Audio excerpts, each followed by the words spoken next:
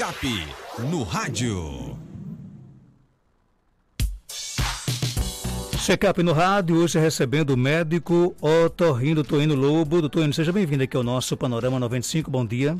Bom dia, Marcos, muito obrigado pela acolhida e bom dia a você e a todos os ouvintes do Panorama. Quem quiser fazer perguntas, o nosso WhatsApp é o 992053030. Vou repetir, 992053030 é o WhatsApp aqui do nosso Panorama 95. E o tema de hoje é amidalectomia em crianças e adultos. E aí, doutor Toênio?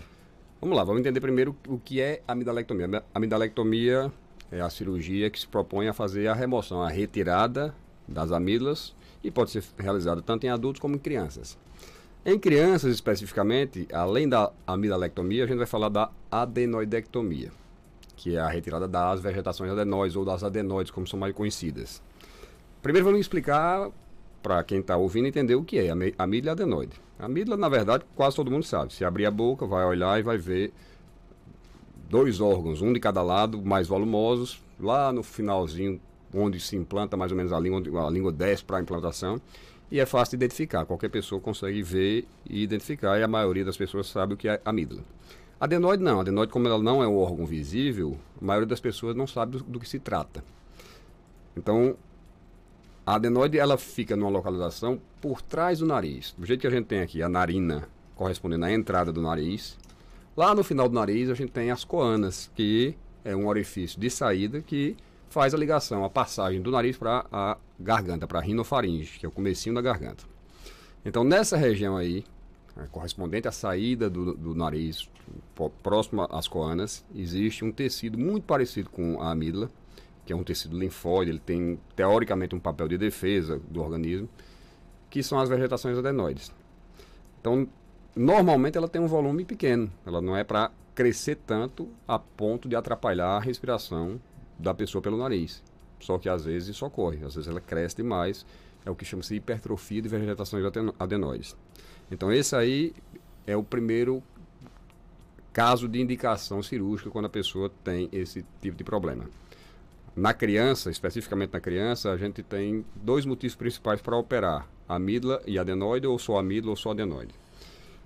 O primeiro motivo é a hipertrofia, o volume aumentado, o órgão grande demais, digamos assim. Tanto a amígdala como a adenoide, por serem muito grandes, elas podem atrapalhar a respiração, e a amígdala, especificamente, ela pode atrapalhar a deglutição. A criança vai engolir e tem dificuldade para engolir, principalmente alimentos mais o povo chama grosseiro, uma carne, algum tipo de alimento que tenha realmente uma dificuldade maior para o processo de deglutição. Então, quando esses órgãos são muito volumosos, são muito grandes, às vezes atrapalham esses dois processos. Na respiração, o que acontece? A criança respira de boca aberta, na maioria das vezes, principalmente quando está deitado, quando está dormindo, ronca muitas vezes, e esse ronco pode atrapalhar não só quem está ouvindo, mas principalmente a saúde da criança. Quem tem ronco pode ter apneia. Quem tem apneia, há um comprometimento à sua saúde relativamente alto. O risco de problemas oriundos da apneia existe e não é pequeno. Então, quando há um caso como esse, em que a pessoa tem roncos, apneias, e que não se consegue resolver o problema unicamente com medicamento, a indicação cirúrgica. Então, isso chama-se amidalectomia, quando faz só a remoção da amígdala. A adenoidectomia, quando faz só a remoção da adenoide. Há casos em que a gente precisa remover só um ou só outro. Mas na criança especificamente, quando precisa um, geralmente precisa outro também, que é a adenoamidalectomia. Então, esse é um procedimento cirúrgico bastante comum em crianças e de baixo risco, e que o benefício para a saúde da criança, quando realmente necessário, é imenso. A criança que precisa de cirurgia e que realmente se submete, o benefício à saúde é imenso. Todo pai que tem um filho operado, que realmente precisava, vai poder corroborar com a minha informação. Tem pacientes que às vezes voltam já depois de anos com outros problemas e a informação é sempre essa: graças a Deus ele fez a cirurgia naquele tempo, doutor. Então, esse é o primeiro motivo de indicação de cirurgia. O segundo é amidalites bacterianas de repetição. O que quer dizer isso? A amígdala, teoricamente, é um órgão de defesa, como eu disse. Só que em alguns casos ele pode virar um foco de infecção. Uma bactéria se instala na amígdala, Você trata, usa antibiótico, elimina a infecção momentaneamente e ela volta a proliferar a bactéria e ocorre um novo foco de infecção. Isso se repete 1, 2, 3, 10 vezes e quando se torna repetitivo, que a gente não consegue debelar esse quadro infeccioso e vicioso de ficar voltando, aí também há indicação de cirurgia. Aí nesses casos, pode ser que seja só necessário fazer a cirurgia de amidalectomia, remover só a amígdala, ou pode ser que também a gente aproveite a indicação cirúrgica e remova também a adenoide. Por quê? Porque como são dois tecidos semelhantes que têm o mesmo objetivo, o mesmo intuito, quando a adenoide já é um pouco grande, embora não totalmente obstrutiva, que você remove a amígdala e deixa aquela adenoide, ela pode passar a crescer para substituir a ausência da amígdala. Então eu pessoalmente, quando eu tenho um caso que a amígdala tem muita infecção, a adenoide é grande, mas não tanto, que só por ser volumosa não teria indicação de cirurgia, eu aproveito e já faço a remoção da adenoide também, porque não vai aumentar o risco da cirurgia, não vai aumentar custo para o paciente, não vai aumentar nada, só diminuir a possibilidade de ter um problema no futuro e ter que operar uma segunda vez para remover essa adenoide. Então, esse é o segundo motivo para a gente operar uma amígdala de um paciente. No adulto, essas duas são as principais indicações para a criança. No adulto também é semelhante. Só que a hipertrofia é bem menos comum. A gente não vê com tanta frequência um adulto ter indicação de cirurgia por hipertrofia da amígdala. Acontece. Às vezes a pessoa chega à vida adulta, quando era para ter operado na infância com uma amígdala muito volumosa, muito grande, e ela atrapalha a respiração, causa ronco, causa apneia. E muitas vezes é necessário fazer a remoção dessa amígdala no adulto, mas é menos frequente. No adulto, a indicação mais comum, a mais frequente, é por infecções, aquela que a gente já falou. Do mesmo jeito que acontece na criança, pode acontecer no adulto, as amidalites bacterianas de repetição. E no adulto há uma terceira indicação relativamente comum, que é a amidalite caseosa. O que quer dizer isso? A amígdala da gente não é lisinha, ela não tem uma superfície lisa, ela tem reentrâncias como se fosse, imagina, um dedo de luva. Essas reentrâncias chamam-se criptas e algumas pessoas têm uma tendência natural, pela própria formação anatômica dessa amígdala, de acumular resto de alimento no interior dessas criptas. Esse alimento, quando preso na cripta, vai fermentar e vira como se fosse uma massa branco-amarelada, geralmente tem um odor desagradável. E quando isso ocorre com muita frequência, com muita intensidade, pode causar litose, pode causar desconforto local ao paciente e muitas pessoas optam em operar. Fazer a remoção da amígdala para que isso não ocorra mais. É uma indicação, essa já é uma indicação relativa, as outras são indicações mais absolutas, porque o paciente realmente precisa, porque aquelas situações que eu citei, da hipertrofia e da infecção, elevam o risco de outros problemas de saúde para o paciente.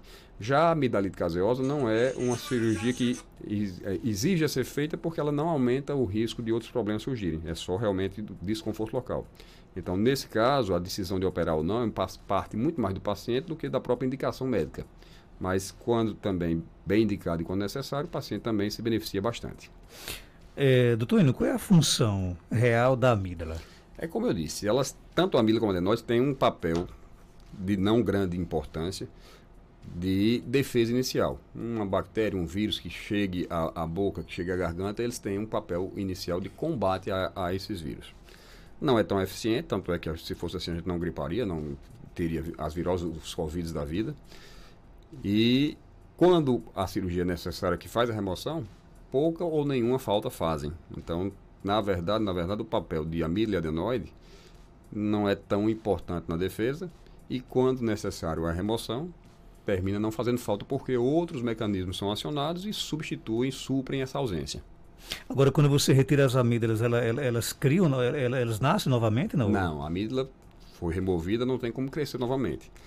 Vegetação adenoide, há casos, há relatos em que a gente sabe que pode haver um novo crescimento, principalmente quando a criança é operada muito novinha. Mas eu, sinceramente, nunca vi. Eu só vi uma paciente, eu operei uma paciente com 18 anos com adenoide grande, que é coisa raríssima, com relato que tinha sido operada na infância por um outro profissional, que eu também não acompanhei se ela realmente foi operada, ela tinha a informação que tinha sido operada, mas às vezes a informação não chega da forma mais adequada ao paciente. Pode ser que ela tenha sido operada somente de amígdala e achou que tinha sido operada das duas coisas. Ela tinha esse relato que tinha uma cirurgia prévia de adenoide na infância e aos 18 anos eu precisei operá-la porque ela tinha realmente um adenoide muito grande, o que é raro. A adenoide é um tecido que ela tende a involuir, quer dizer, diminuir de tamanho com o passar dos anos. Enquanto na infância ela tem uma tendência a ser grande, no adulto ela quase nunca é volumosa. Aí pode se perguntar, por que, já que ela vai diminuir, operar na infância? Porque ela vai ter a infância inteira para prejudicar o desenvolvimento da criança com respiração bucal, com ronco e com apneia. A gente não vai esperar 5, 6, 8 anos para que um órgão desapareça quando ele pode ser eliminado de imediato. A gente não gosta de deixar o ouvinte sem resposta, saindo um pouco aqui do tema, né? O nosso amigo Roberto Diniz, advogado, pergunta se o bafo de chuva causa gripe. Não. Gripe é uma virose. Tem que ter realmente o contágio. Você está gripado, teve contato comigo, transmitiu o vírus e eu adquiri. O bafo de chuva não traz esse vírus. Agora, o que acontece? As variações climáticas, como um bafo de chuva desse, podem alterar o sistema imune do paciente. A pessoa que é alérgica, por exemplo, ela pode desenvolver as crises alérgicas.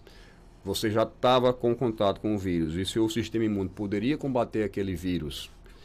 E quando houve esse contato, que houve essa mexida no sistema imune, aí sim pode favorecer que a gripe se instale, mas não que o bafo de chuva trouxe gripe a ninguém. É muito mais comum que traga crises alérgicas. A pessoa pode gripar logo depois de um contato com o bafo de chuva? Sim, pode. Até pode ter algum favorecimento desse ponto de vista, por mexer com o sistema imune, tornar o sistema imune menos ativo e menos eficiente. Mas daí a dizer que foi do bafo de chuva que gripou, não. É porque a turma dos amigos do pedal tira onda comigo, porque quando se prepara para chover e quando tem bafo de chuva, eu já descarto qualquer pedal. Você está certíssimo, porque você é alérgico. Olha aí, turma aí, tá vendo aí? Você é alérgico, eu já lhe conheço. Você tem a sua voz como instrumento de trabalho.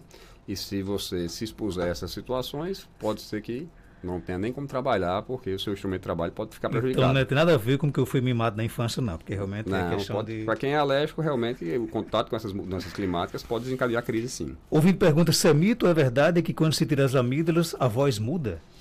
Se for uma amígdala muito volumosa, a amígdala muito volumosa pode causar aquela famosa voz de batata quente. A pessoa fala como se estivesse com uma batata na boca quente, e quando remove, cessa esse problema.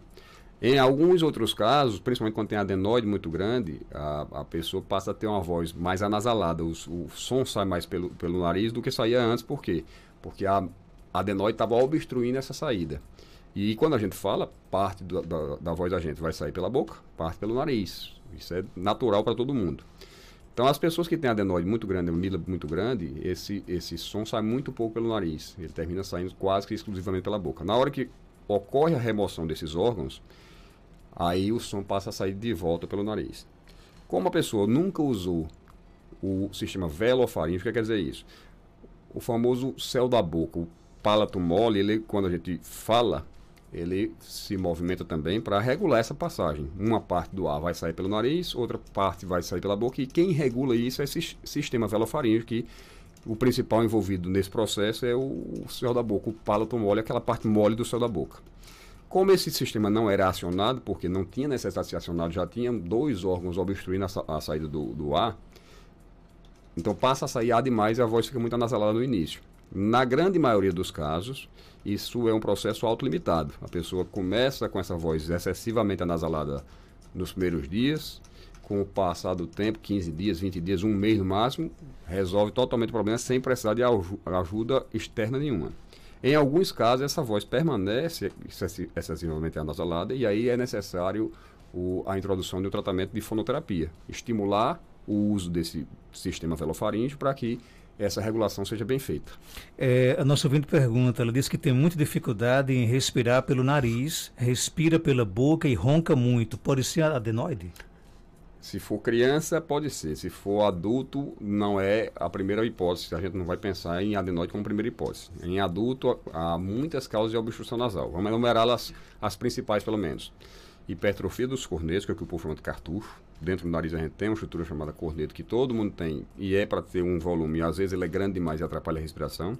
Eu diria que essa é a principal causa de obstrução. Desvio de septo nasal. Essa parede que divide o nariz no meio, ela pode ser torta para um dos lados e causar obstrução também. Poliposes nasais aí é uma espécie de um tumor benigno que cresce dentro do nariz, que também pode causar obstrução nasal. Então essas são, digamos, as 3 principais causas que a gente pode enumerar. Essa hipertrofia pode ser transitória ou permanente. As pessoas às vezes têm essa hipertrofia só quando está gripado, só quando está numa crise de rinite, e no resto do período do ano fica bem. E outras ficam permanentemente com ele obstruído. Então essas são as principais causas de obstrução no adulto. A gente tem que avaliar caso a caso para ver qual deles e tratar. O fato é que tem tratamento. De tudo que ela falou aí, o que pode causar preocupação maior é a questão do ronco, se está causando apneia. Ver se durante esse período de ronco ela tem como se fosse uma parada na respiração. Está roncando, aí dá tipo uma parada na respiração, passa alguns segundos e depois volta. Isso é apneia e, como eu disse, a apneia potencialmente tem um risco alto para a saúde do paciente. Ela aumenta muito o risco de eventos cardiovasculares, de infarto, de AVC, de outros problemas como o problema de tireoide, a diabetes pode ser descompensada, a hipertensão pode ser descompensada por eventos como a apneia. Então, quem tem ronco tem que ficar atento se tem apneia. Quem tem apneia tem sempre que fazer um exame chamado polissonografia, que vai analisar uma noite de sono para ver a quantidade de apneia, o quanto isso está influenciando na saturação sanguínea, o quanto isso está influenciando na frequência cardíaca, na parte cardiovascular, porque como eu disse, potencialmente um risco de saúde aumentado, nos pacientes que roncam. Por falar em ronco, para fechar aqui a nossa entrevista, o nosso ouvinte Gregório Neto, ele disse que ronca muito, né, e tem medo de que prejudique até o seu relacionamento. Ele pergunta, como existe forma de você parar de roncar? Existe forma de parar de roncar. Não é fácil. Raramente o ronco é unifatorial, tem um fator só. Quando é um fator só causando, é muito fácil resolver. Você vai lá, resolve aquele problema e o ronco está definitivamente resolvido. Na maioria das vezes ele é multifatorial. Aí tem que se eliminar o máximo possível de fatores. Quando não é possível eliminar todos os fatores, o ronco vai persistir, às vezes em menor grau, às vezes da mesma forma, mas há solução sim. Nem para todos os casos, mas para alguns uma solução total, para outros uma solução parcial. E para ele também vale a mesma observação, pedir para ver essa questão de apneia. Se estiver tendo apneia, tem que se submeter a esse exame que eu falei, que é a polissonografia, porque além do prejuízo social, quer dizer, para o relacionamento, também há um prejuízo grande para a saúde quando a pessoa tem apneia. Quando a pessoa tem muito ronco e muita apneia, em alguns casos há a indicação de o uso de um aparelho para dormir chamado CPAP, que ele proporciona uma pressão positiva permanente na via aérea do paciente. O ronco ocorre, a apneia ocorre porque existe uma pressão negativa no que a gente respira e inspira, na verdade, puxa o ar para dentro, as estruturas da faringe vão colabando, vão fechando. Eu sempre cito aqui o exemplo de uma garrafa PET. Se você botar na boca e puxar, ela vai fechar. Mais ou menos isso ocorre quando a gente inspira, quer dizer, está puxando o ar para dentro e as estruturas da garganta fecham. Aí nisso ocorre uma apneia. Então esse aparelho ele causa uma pressão positiva permanente. Ele não deixa que essa pressão negativa faça o colabamento das estruturas. E aí a pessoa não tem mais apneia e, consequentemente, não tem mais ronco. Mas esse aí, digamos que é o último passo. Se a pessoa tentou tudo e não resolveu, ou para um caso muito grave, que já haja indicação de cara para o uso do CPAP, há uma solução definitiva. Então, como eu disse, para todo caso tem uma solução. Algumas de forma mais fácil, outras um caminho um pouco mais longo a percorrer. E aí, pelo amor de Deus, não vamos acabar casamento por causa de ronco. Não é para tem um CPAP para resolver, né? Tudo tem um jeito. Doutor Ano Lobo, médico otorrino, que está na clínica Cardiokid, na rua Augusto Monteiro, 1248, no centro de Caicó. Telefones 3417-1016, 99667-7510 e o WhatsApp 981544453. Obrigado pela sua participação. Eu que agradeço, Marco. Bom dia a todos e até a próxima participação, se Deus quiser. 8h18, confirmado.